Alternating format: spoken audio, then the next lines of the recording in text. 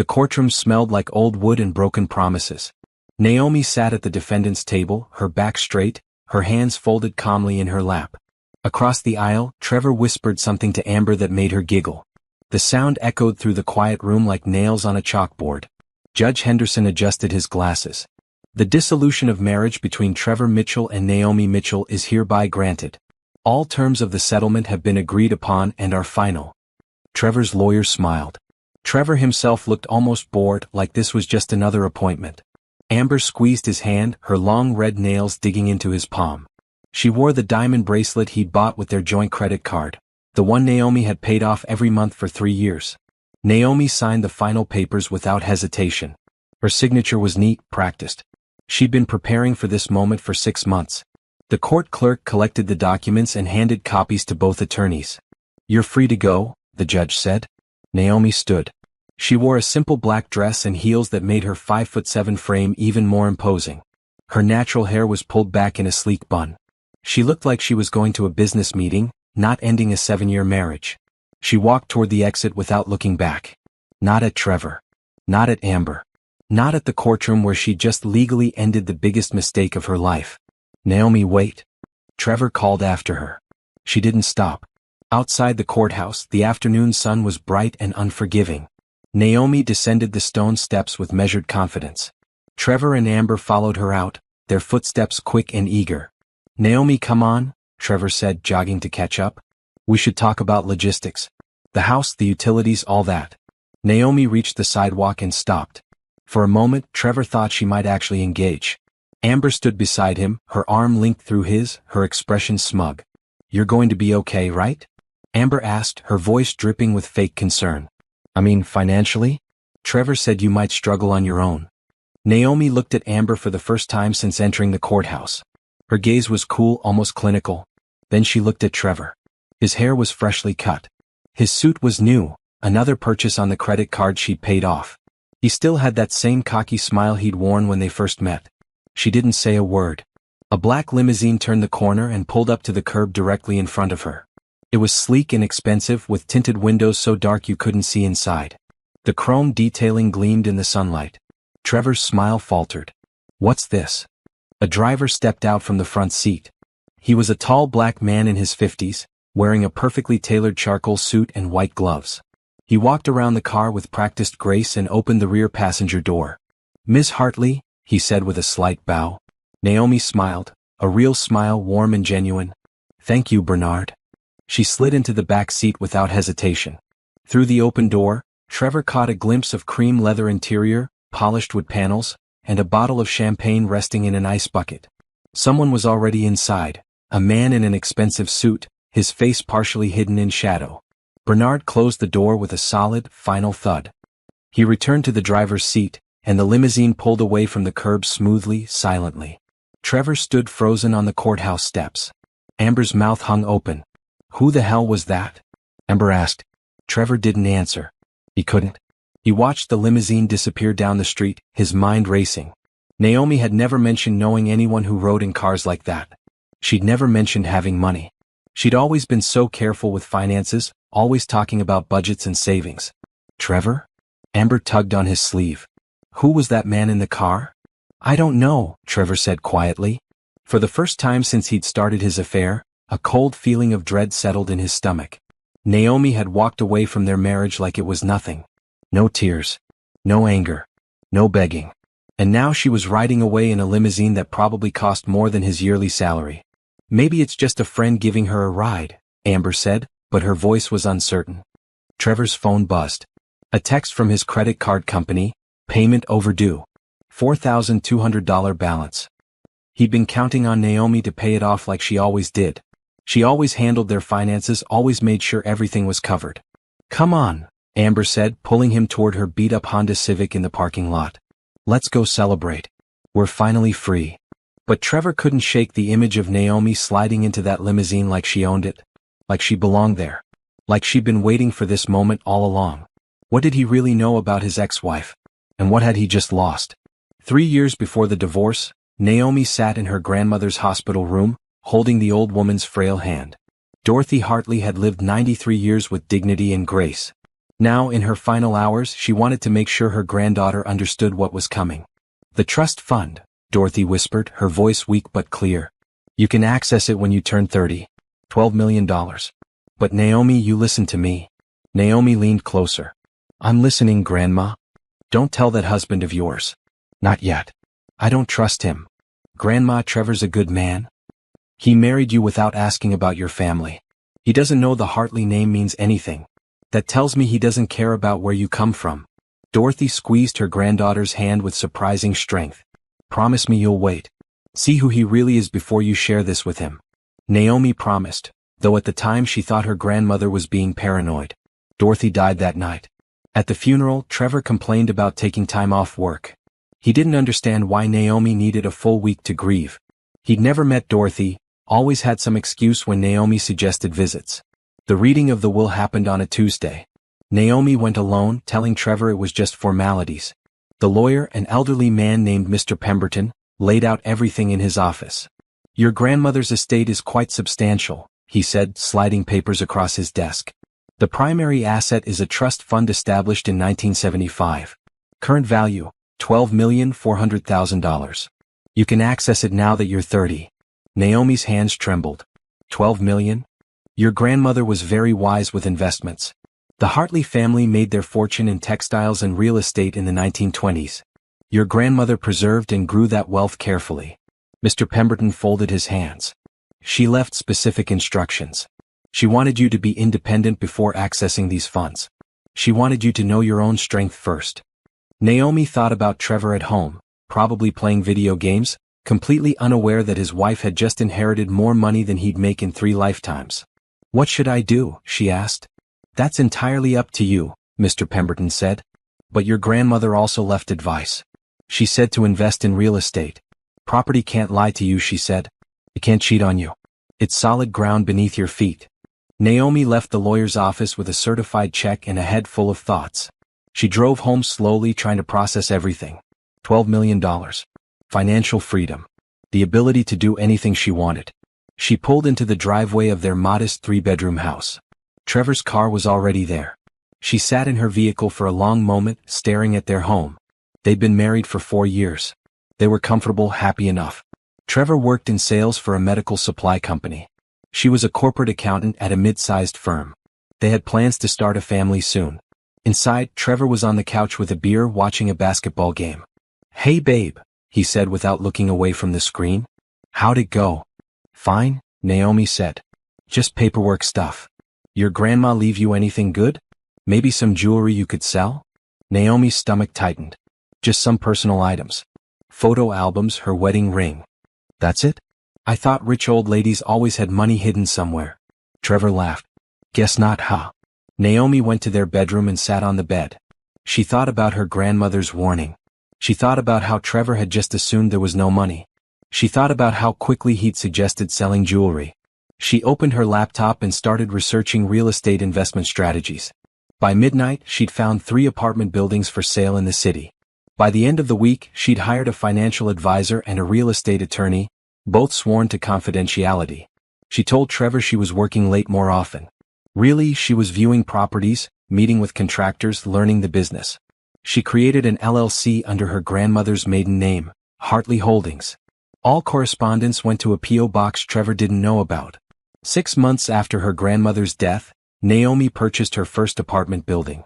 15 units, fully rented, steady income. Trevor never knew. She kept their joint checking account normal, contributing her regular paycheck.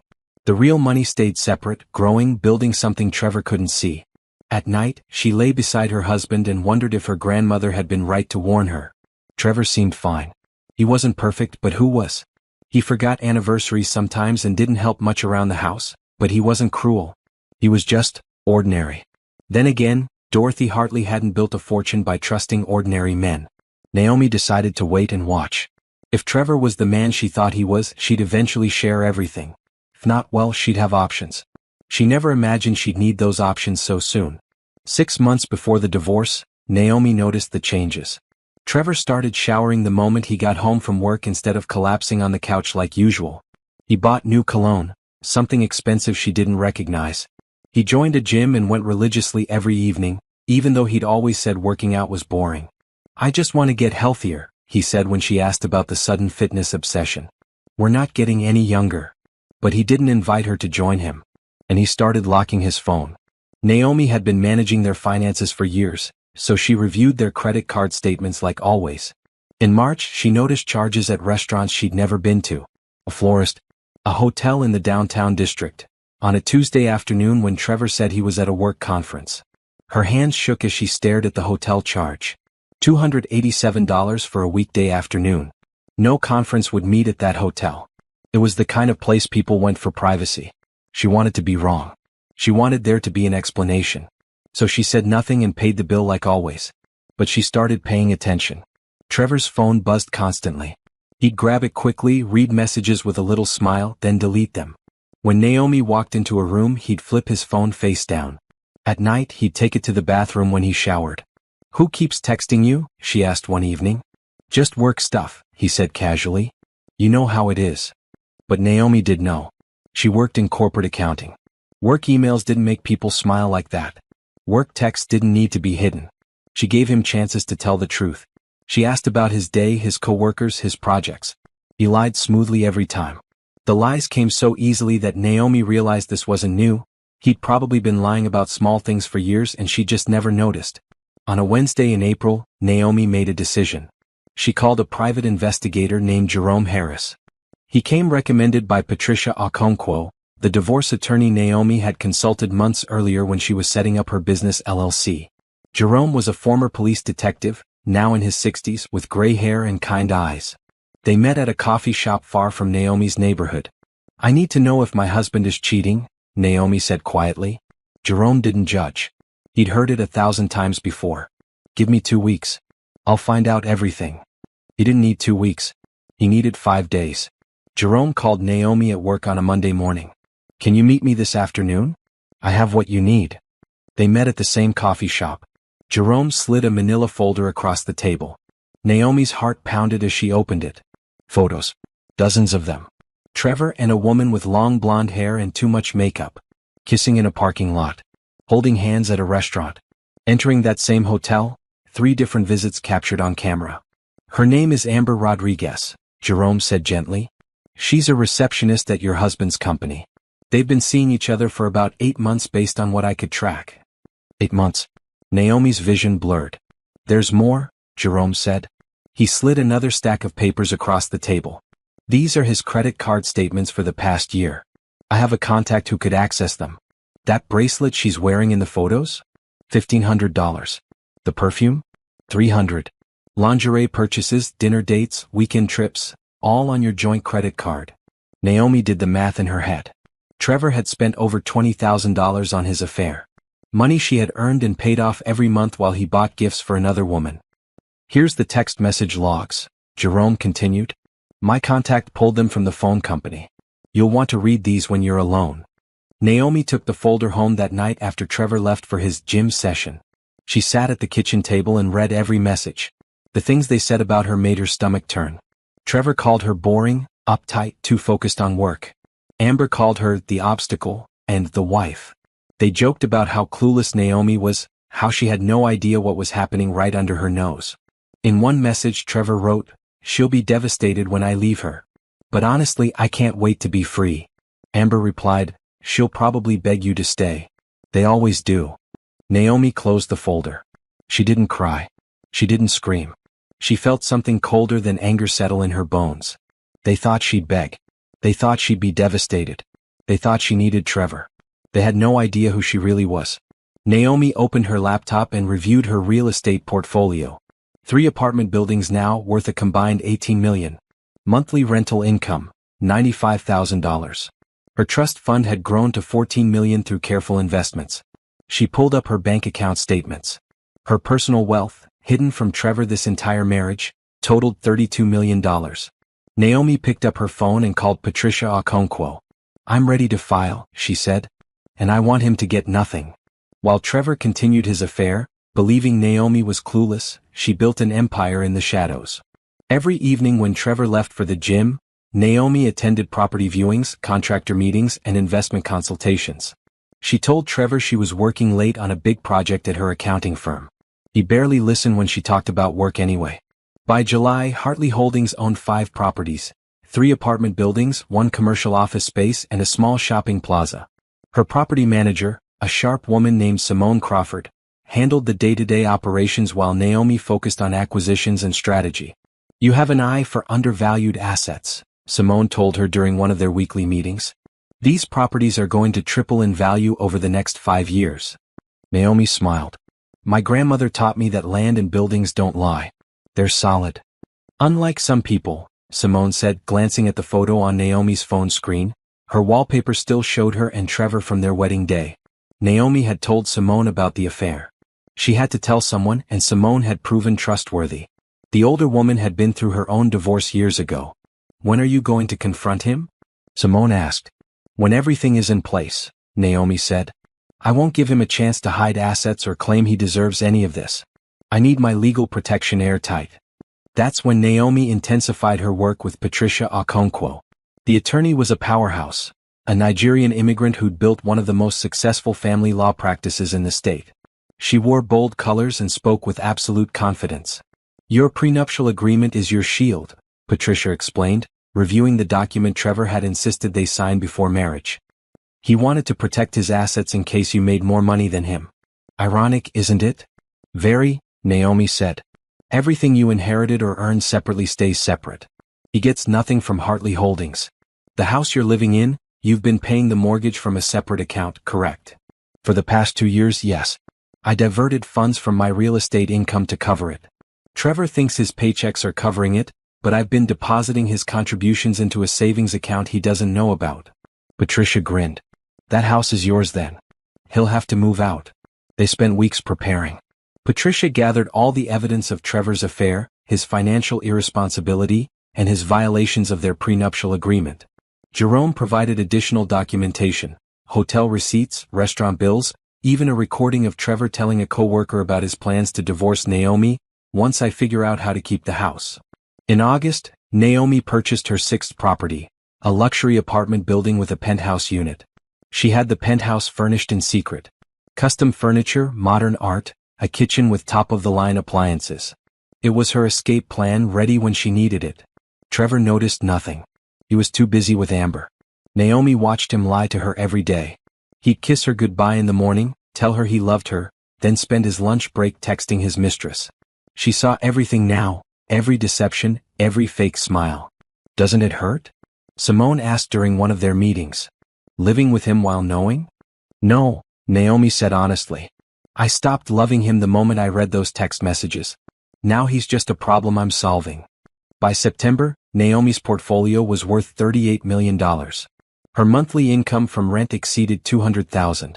She'd also started a charitable foundation in her grandmother's name, planning to fund educational programs for young women. Trevor came home one night bragging about a bonus at work. $5,000, baby. We should take a trip or something." Naomi smiled. "That's great, honey." She'd made $5,000 that afternoon in rental income alone. But she let him have his moment. "I'm thinking we should start trying for a baby soon," Trevor said, sitting beside her on the couch. "We're not getting younger." Naomi's stomach turned. He was planning a future with her while sleeping with Amber. The audacity was almost impressive. "Let's wait a bit longer," she said carefully. "I want to make sure we're really ready." Sure, Trevor said, already distracted by his phone. Another text from Amber, no doubt. That night, Naomi lay awake beside her sleeping husband. She felt no sadness anymore. Just determination. October arrived with cooler weather. Naomi scheduled the confrontation for a Sunday evening. Everything was ready, the divorce papers prepared, her new penthouse furnished, her bank accounts separated, her evidence organized. She'd given Trevor 7 years of her life. 7 years of loyalty, of paying bills he didn't contribute to, of building a home while he tore it apart behind her back. Now she was taking back her power. And Trevor had no idea what was coming. The Sunday evening Naomi had chosen was unremarkable, cool October air, quiet neighborhood, nothing special. Trevor was in the living room watching football, a beer in hand, completely relaxed. Naomi walked in and turned off the television.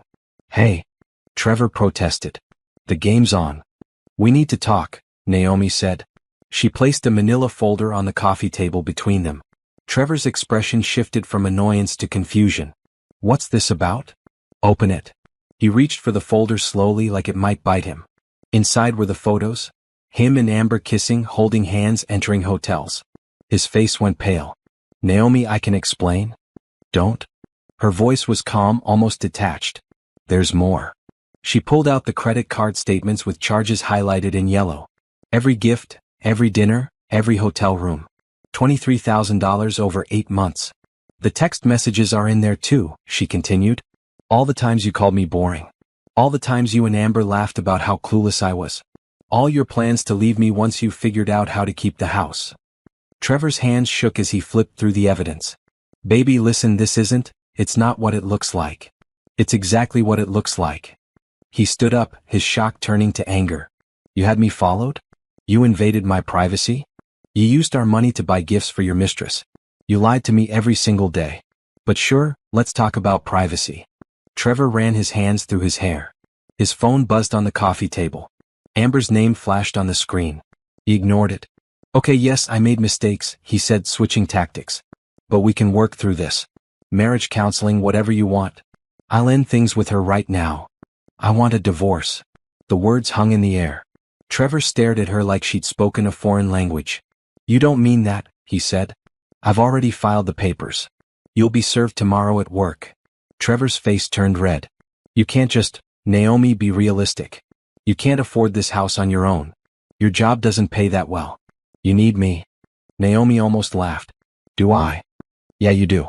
Who's going to help with bills? Who's going to? He gestured around their home. You think you can maintain all this alone? You're going to struggle and you'll come crawling back. I won't. You will, Trevor said, his voice cruel now. And I might not take you back. You're not exactly a prize, Naomi. You're 32, you work all the time, you're boring as hell. Amber's fun. She's exciting. She actually wants to spend time with me. Then go be with her. Maybe I will. Trevor grabbed his phone and his keys. You know what? Fine. You want to do this? We'll do this. But don't come crying to me when you can't pay your rent in some crappy apartment. He stormed toward the door, then turned back. You're making a huge mistake. You'll never find anyone better than me. Naomi met his eyes. I already have. It was a lie, she wasn't seeing anyone, but Trevor didn't need to know that. His face twisted with confusion and rage. He slammed the door on his way out. Naomi listened to his car peel out of the driveway. Then she pulled out her phone and called her moving company. I need you to come tomorrow morning. I'm relocating to my penthouse. That night, she packed her personal belongings. Clothes, photos from before Trevor, her grandmother's jewelry, important documents. She left behind everything they'd bought together. She didn't need any of it. By dawn, the moving truck arrived. Professional movers loaded her boxes efficiently. Naomi took one last look at the house she'd been paying for while Trevor thought he was the provider. Then she locked the door and left her keys on the kitchen counter. The penthouse was on the 20th floor of her newest building, with floor-to-ceiling windows overlooking the city.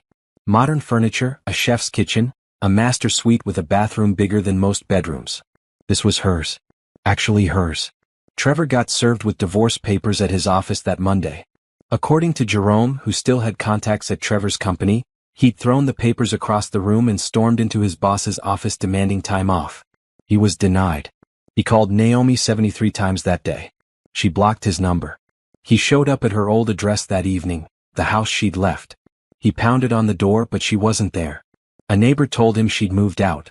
Trevor's confusion must have been spectacular. He tried her office. Security wouldn't let him past the lobby. Finally, he sent an email. Naomi, please. We need to talk about the settlement. Be reasonable. We can work this out. Naomi forwarded the email to Patricia without responding. He has no idea what's coming, does he? Patricia said during their phone call. None, Naomi confirmed. Good, Patricia said. Let's keep it that way until the court date. The settlement conference happened 3 weeks after Trevor was served. He walked into Patricia's office expecting a negotiation. Instead, he got a demolition. Patricia's conference room was pristine. Glass table, leather chairs, walls lined with law books. Trevor sat across from Naomi with his attorney, a young guy named Craig who looked fresh out of law school and completely overwhelmed. Let's get started, Patricia said, opening a leather portfolio. My client is seeking a clean dissolution of marriage with division of assets according to the prenuptial agreement signed in 2016. Craig cleared his throat. My client believes the prenuptial agreement should be renegotiated. 7 years of marriage entitles him to. Your client is entitled to nothing, Patricia interrupted smoothly. The prenuptial agreement is ironclad. It was reviewed by independent counsel before signing. Your client insisted on it, actually. She slid a document across the table. His email to Ms. Mitchell, dated March 2016, we should both protect our assets in case one of us becomes more successful. He was quite adamant. Trevor's jaw tightened. I didn't think she'd actually use it against me. That's not how legal contracts work, Patricia said. Now let's review the assets. The marital home at 847 Birchwood Drive. That's half mine, Trevor said quickly. Patricia smiled. It wasn't a nice smile. Actually, it's not. Ms. Mitchell has been solely responsible for the mortgage payments for the past 2 years. We have bank statements proving this. It produced another stack of papers. You believed you were contributing, but your deposits went into a separate savings account. The mortgage was paid from Ms. Mitchell's personal funds. Trevor's face went red. That's not possible. I watched her pay the bills.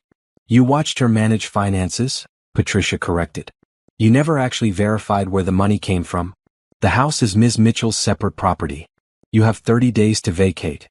30 days? Where am I supposed to go? That's not our concern, Patricia said. Moving on, joint credit card debt totaling $23,000. Craig jumped in looking relieved. That should be split equally. Normally yes, Patricia agreed. However, we've documented that Mr. Mitchell accrued this debt through an extramarital affair. Hotel rooms, gifts, dinners, all for his mistress, Ms. Amber Rodriguez. She slid photos across the table. Adultery negates his claim to equal debt division. Ms. Mitchell has already paid off these cards. Mr. Mitchell will reimburse her the full amount. $23,000. Trevor stood up. This is insane. You can't. Sit down, Mr. Mitchell, Patricia said calmly. We're not finished. Craig put a hand on Trevor's arm, urging him back into his seat. Trevor sat, his face a mixture of rage and panic. Bank accounts, Patricia continued. Ms. Mitchell will retain her personal accounts. The joint checking account, currently holding $1,200, will be split equally. That's it, Trevor said. $600? You've been spending considerably more than you've been earning, Patricia noted. Ms. Mitchell covered the shortfall. You're fortunate she's not seeking reimbursement for years of financial support.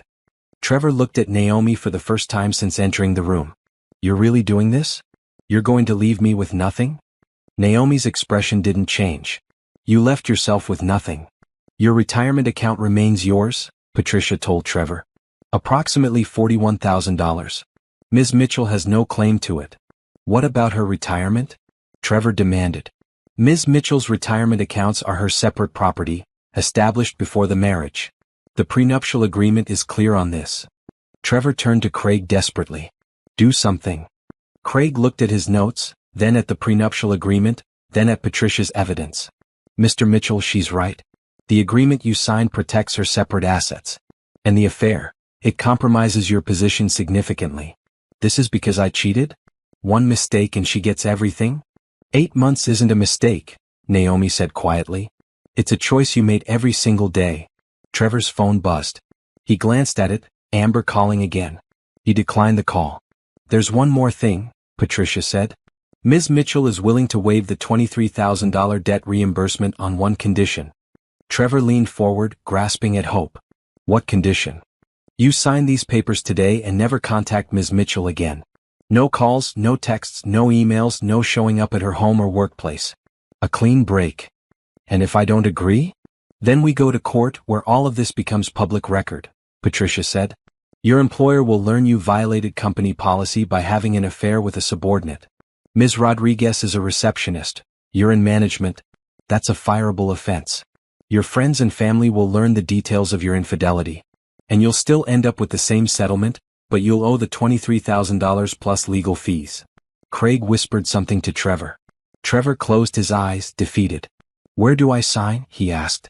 Patricia slid the divorce decree across the table. Trevor signed with shaking hands. Naomi signed her name next to his, calm, steady, final. The court will finalize this in 60 days, Patricia said. Mr. Mitchell, you have 30 days to vacate the property. Ms. Mitchell will not be present during your move. Leave your keys on the kitchen counter when you're done. Trevor stood without another word and walked out. Craig gathered his papers and followed, apologizing to Patricia for wasting her time. When they were gone, Patricia turned to Naomi. How do you feel?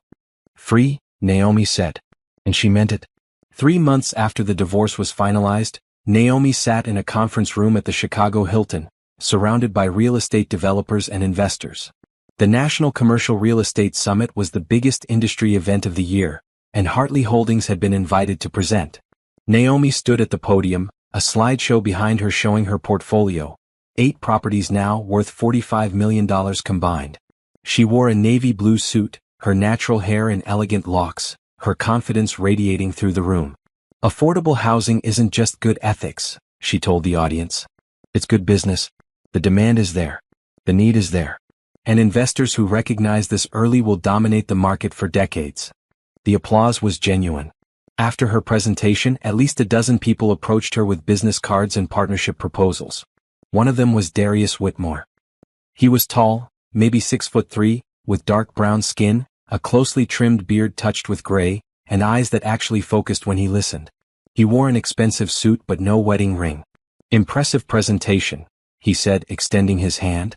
Darius Whitmore, CEO of Whitmore Development Group. Naomi knew the name. Whitmore Development was a national firm worth billions, specializing in large-scale mixed-use properties. Thank you, she said, shaking his hand. I'm familiar with your work. The Renaissance Plaza in Atlanta is stunning. You've been there? I studied it. The way you integrated affordable units with luxury condos without segregating them, brilliant. Darius smiled. Most people focus on the luxury side. You're the first person at this conference who mentioned the affordable units. They talked for 20 minutes, discussing zoning challenges, financing structures, and community impact. Naomi found herself relaxed, genuinely engaged. Darius wasn't trying to impress her or compete with her. He asked real questions and listened to her answers. Have you thought about expanding beyond residential? He asked. I'm looking at commercial properties, Naomi admitted. But my focus is creating stable communities. Residential gives me that foundation. Smart, Darius said. Would you be interested in consulting on a project I'm developing? Mixed-use property in Detroit. I could use someone with your perspective. Consulting or partnership? Partnership, Darius said without hesitation. I don't need a consultant. I need a partner who actually cares about the communities we're building in. Naomi considered it. Send me the details. I'll review them. They exchanged contact information. As Naomi walked away, Simone appeared at her side, grinning. Was that Darius Whitmore? Simone whispered. Yes. The Darius Whitmore? Billionaire developer? The man who's been on the cover of Forbes 3 times. I don't read Forbes, Naomi said dryly. Well, he was definitely interested. And I don't just mean in business. Simone, please. But over the next few weeks, Naomi found herself communicating with Darius regularly. He sent the Detroit project details, a $200 million development with residential, retail, and community spaces. The numbers were solid. The mission aligned with hers. They scheduled calls to discuss it.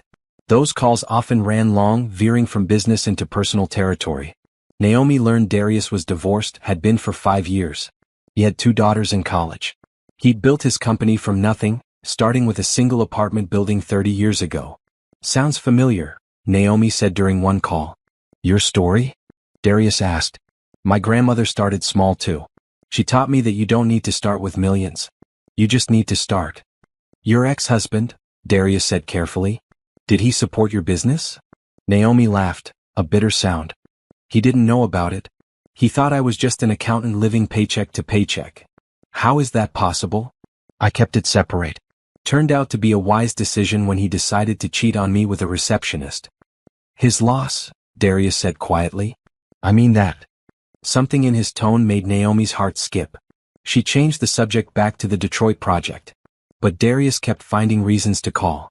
He sent her articles he thought she'd find interesting. He asked her opinion on deals he was considering. And eventually he asked if she'd have dinner with him when he was in town next month. Business dinner? Naomi asked. Does it have to be? Darius replied. Naomi smiled, sitting alone in her penthouse office. No. It doesn't have to be. They had dinner at a quiet Italian restaurant. Darius wore jeans and a sweater.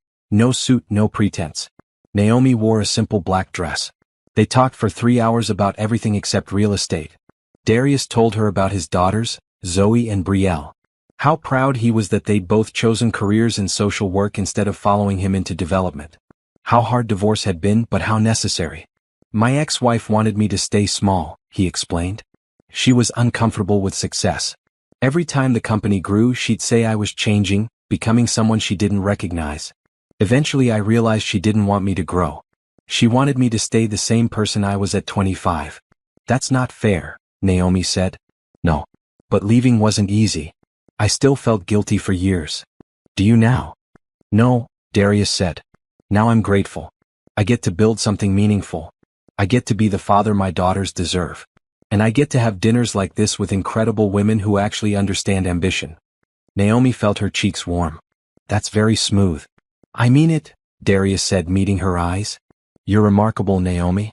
Not just what you've built, though that's impressive as hell, but who you are.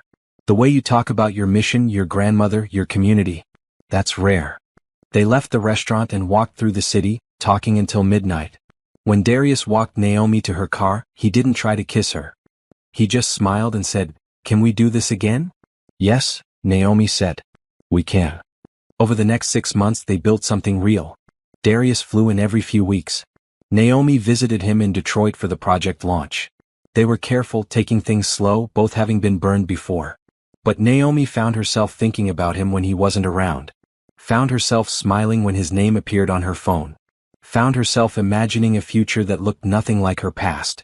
And for the first time since her divorce, she felt genuinely happy. Trevor's life fell apart in stages, like a building collapsing floor by floor. The first blow came when he moved in with Amber. He'd expected sympathy, romance, a fresh start. Instead, he got a cramped one-bedroom apartment in a complex that smelled like old carpet and disappointment. "This is temporary," he told Amber, carrying boxes up 3 flights of stairs. "Once I get back on my feet, we'll get somewhere nicer." Amber looked around the apartment with barely concealed disgust. "How long is temporary?" "I don't know. A few months maybe." "A few months?" Her voice rose. "Trevor, I didn't leave my apartment to move into this dump." "You didn't leave anything," Trevor snapped. "Your landlord evicted you for late rent. That's why you're here." The first fight happened that night. And the second. And by the end of the week, they'd established a pattern of constant bickering. The second blow came at work. Trevor's boss, a stern woman named Janet, called him into her office 2 weeks after the divorce was finalized. "We need to discuss your relationship with Amber Rodriguez," Janet said, her expression neutral but her tone ice cold. Trevor's stomach dropped. "What about it?" "You're in management. She's a subordinate. That's a violation of company policy regarding workplace relationships." "We're not, we weren't," Trevor stammered. Janet slid a printed email across her desk. It was from Amber to a coworker, dated 4 months ago. "Trevor and I are going to that new restaurant downtown tonight. Don't tell anyone, lol." Ms. Rodriguez forwarded this to her personal email, which she accessed on a company computer, Janet explained. IT flagged it during a routine audit. Further investigation revealed dozens of similar emails, text messages sent during work hours, and security footage of you two in the parking garage. "Janet, I can explain. You violated policy for 8 months, Mr. Mitchell. You used company time and resources to conduct a personal affair. That's grounds for immediate termination." "You're firing me?" "No," Janet said. "But you're being demoted. You'll return to a sales associate position with a 40% pay cut. Consider it mercy." Trevor left her office in shock. 40%. His salary dropped from $75,000 to $45,000 in one conversation. When he told Amber that night, she stared at him like he'd grown a second head. "$45,000? She repeated. "That's it. It's temporary until I find something better." "When?" "I don't know, Amber. I'm doing my best." "Your best sucks," she said, grabbing her purse. "I'm going out." She went out a lot after that. Sometimes she came home smelling like cologne that wasn't Trevor's. He didn't ask. He was afraid of the answer. The third blow came when Trevor drove past Naomi's old apartment building, the one she'd moved into after leaving their house. He'd looked up her address in the divorce papers. He wanted to see where she was living, wanted to confirm she was struggling like he'd predicted. Instead, he saw her name on a bronze placard near the entrance, Hartley Holdings, LC, property owner. Trevor parked and stared at that placard for 10 minutes. She owned the building. His ex-wife owned an entire apartment building. He went home and searched Hartley Holdings online. The results made his blood run cold. News articles, business profiles, a website showing 8 properties, apartment buildings, commercial spaces, a shopping plaza. The company's stated value, $42 million.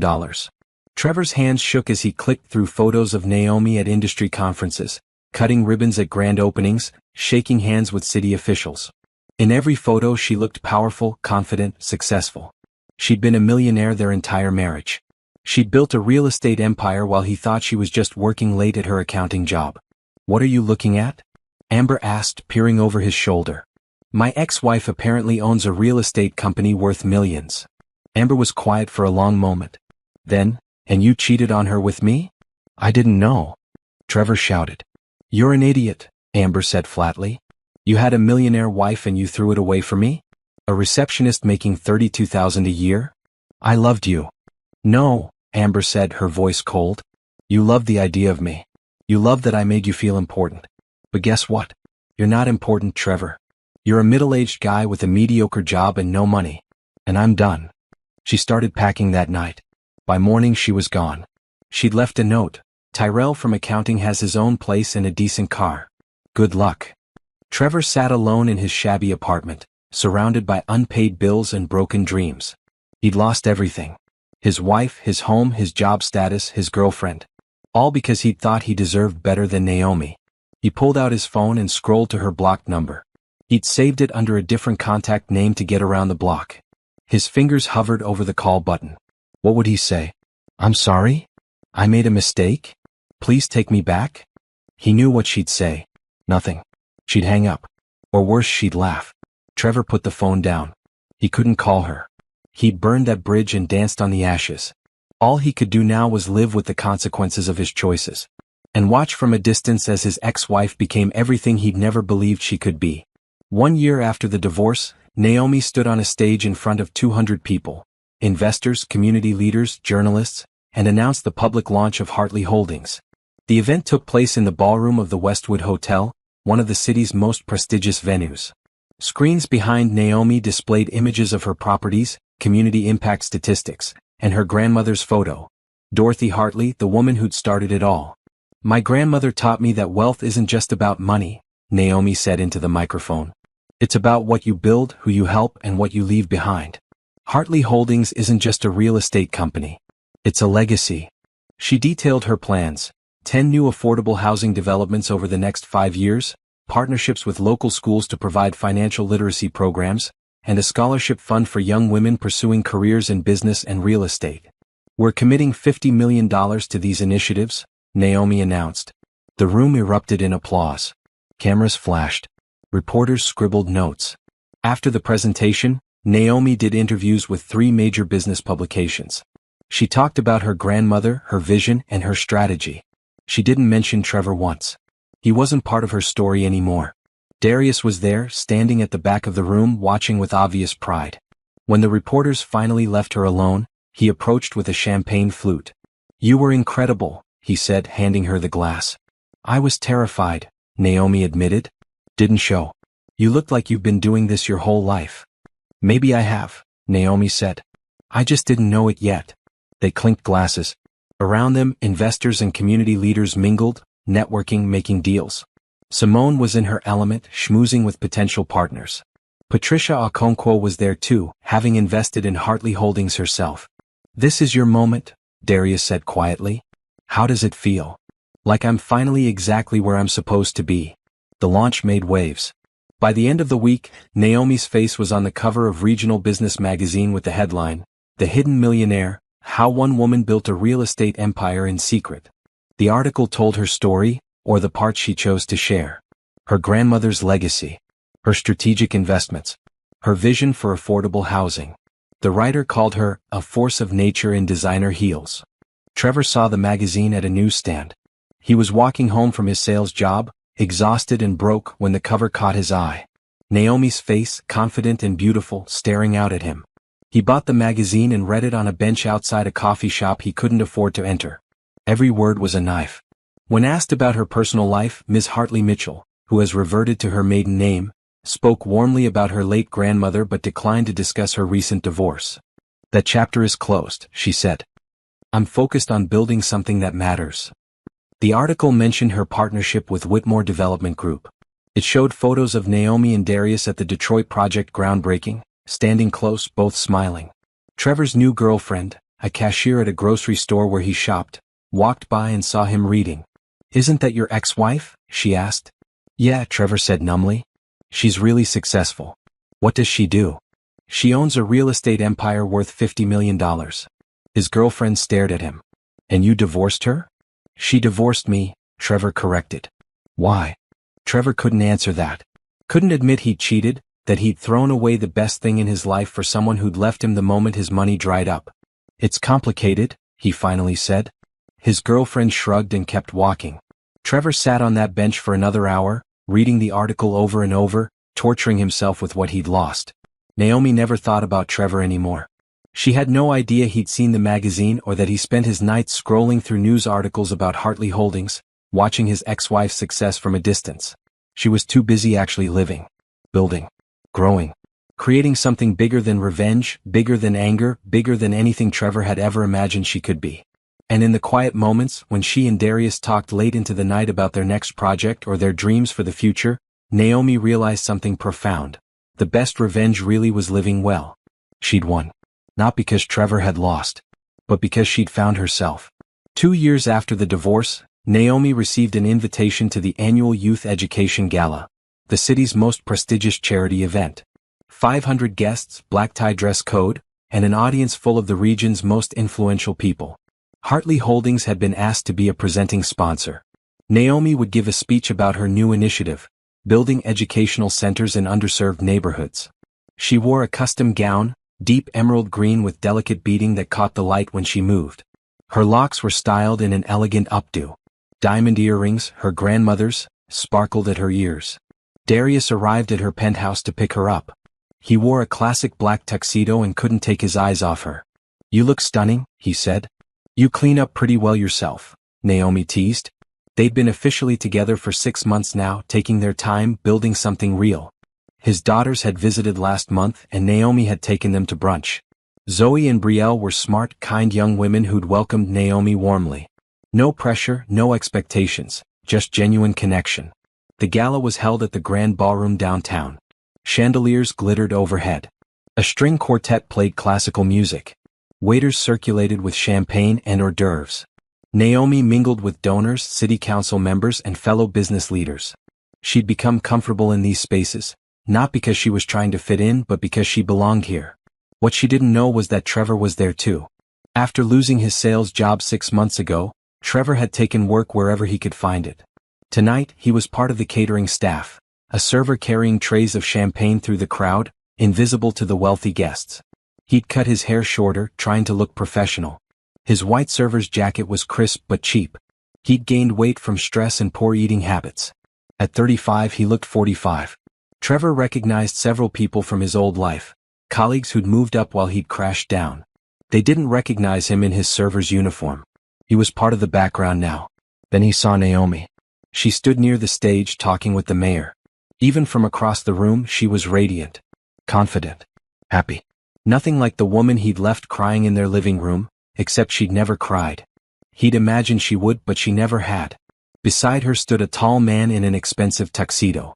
Trevor recognized him from the magazine article. Darius Whitmore, billionaire developer. The man put his hand on the small of Naomi's back, a gesture so natural and comfortable it was clear they were together. Trevor's hands shook.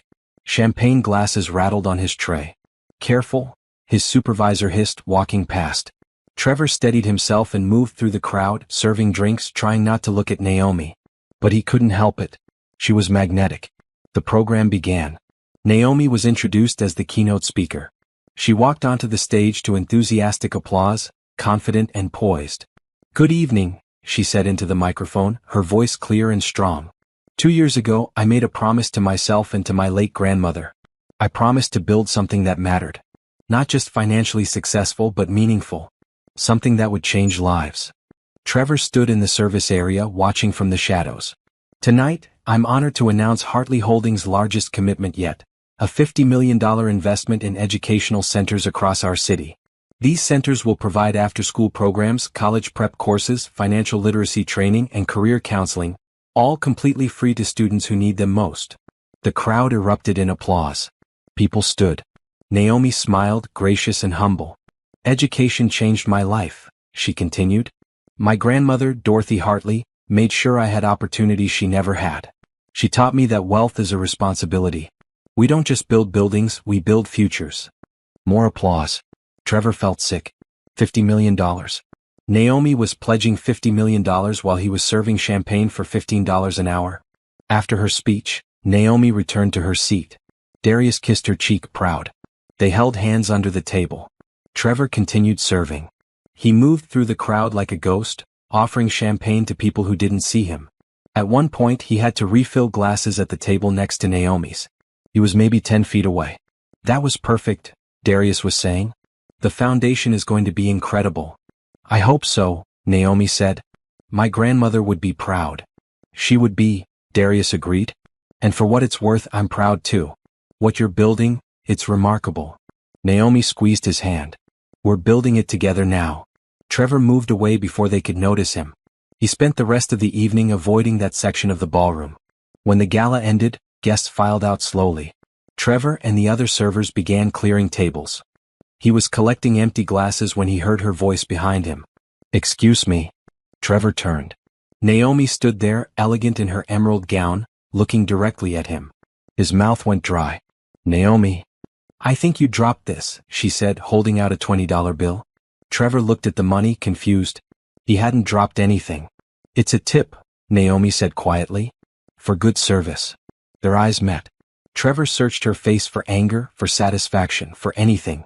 But Naomi's expression was neutral, not cruel, not kind. Just done. She placed the 20 on his tray and walked away. Darius waited for her by the door, holding her coat. They left together, disappearing into the night. Trevor stood holding the tray, the $20 bill feeling like it weighed 1,000 pounds. She'd recognized him. She'd known exactly who he was. And she treated him the same way he'd treated her during their divorce, like he was nothing. Like he didn't matter enough to hate. That hurt worse than anything else possibly could. Trevor finished his shift and walked home to his studio apartment. He passed a newsstand and saw the latest issue of Business Monthly. Naomi's face was on the cover again. Hartley Holdings CEO pledges $50 million to education. He kept walking. There was nothing else he could do. Meanwhile, Naomi and Darius arrived at her penthouse. She kicked off her heels and sank onto the couch with a satisfied sigh. You were amazing tonight, Darius said, sitting beside her. Thank you for being there, Naomi said. It means everything. Nowhere else I'd rather be. He paused. Did you know your ex-husband was working that event? Naomi nodded. I saw him early in the evening. Jerome still keeps tabs on him occasionally. He lost another job a few months ago. How do you feel about that? Naomi considered the question. 2 years ago, she might have felt satisfaction at Trevor's struggles. Now she felt nothing. I feel free, she said finally. He's not my problem anymore. He's not my responsibility. He made his choices. I made mine. No regrets. Only that I didn't leave sooner. Naomi smiled. But then again, if I had, I might not have built all this. I might not have met you. Darius pulled her close. Everything happens for a reason? Maybe. Or maybe we just make the best of what happens to us. They sat in comfortable silence, looking out at the city lights below. Naomi thought about her grandmother, about the trust fund, about the empire she'd built from pain and determination. She thought about Trevor serving champagne in the background while she pledged $50 million to change lives. She'd won. Completely, totally, absolutely won. Not because Trevor had lost, but because she'd become someone who didn't need revenge. Someone who'd turned betrayal into purpose. Someone who'd built a legacy that would outlast any marriage. Naomi fell asleep that night in Darius's arms, in her penthouse that she owned, in a life she'd created entirely on her own terms. And in that moment she realized the truth. The best revenge wasn't making Trevor suffer. The best revenge was forgetting he'd ever mattered at all.